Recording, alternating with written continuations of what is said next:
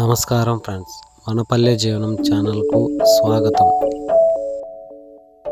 ఈరోజు మా పొలంలో మోటార్ కరెంట్ లేదు.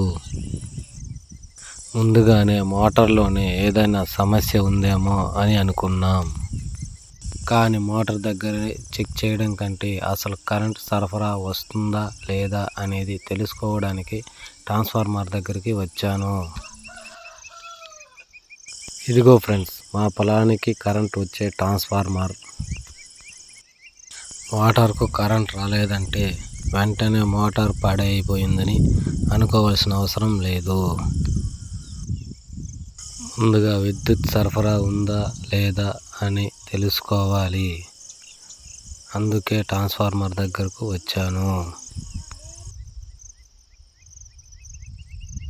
ఇక్కడ చెక్ చేసినప్పుడు కరెంట్ సరఫరా రావడం లేదని తెలిసింది. అంటే సమస్య మోటార్లోనే కాకుండా ముందు వైపు విద్యుత్ సరఫరాలో ఉండే అవకాశం ఉంది. పొలంలో వ్యవసాయ పనులు చేయాలంటే కరెంట్ చాలా అవసరం మరియు చాలా ముఖ్యం.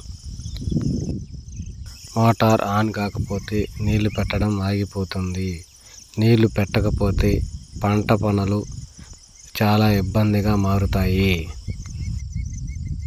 అందుకే ఇలాంటి సమయంలో సమస్య ఎక్కడ ఉందో తెలుసుకోవటం చాలా ముఖ్యం. మేము ట్రాన్స్ఫార్మర్ దగ్గర పరిస్థితి చూసిన తర్వాత మా మోటార్కు కరెంట్ ఎందుకు రావడం లేదో మాకు అర్థమైంది. ఇప్పుడు కరెంట్ సరఫరా ఎప్పుడు వస్తుందో ఎదురు చూడాలి. కరెంట్ వచ్చినప్పుడు మళ్ళీ మోటార్ దగ్గర చెక్ చేసి కరెంట్ వస్తుందా లేదా చూశాను. రైతు జీవితంలో ఇలాంటి సమస్యలు అప్పుడప్పుడు వస్తూనే ఉంటాయి.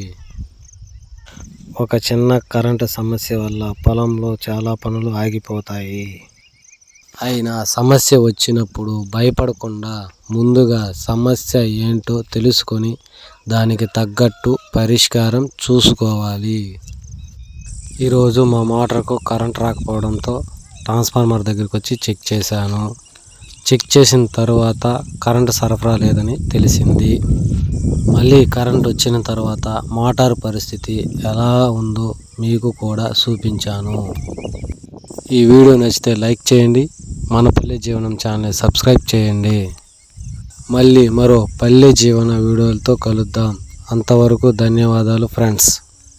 జై రైతు, జై పల్లె జీవనం.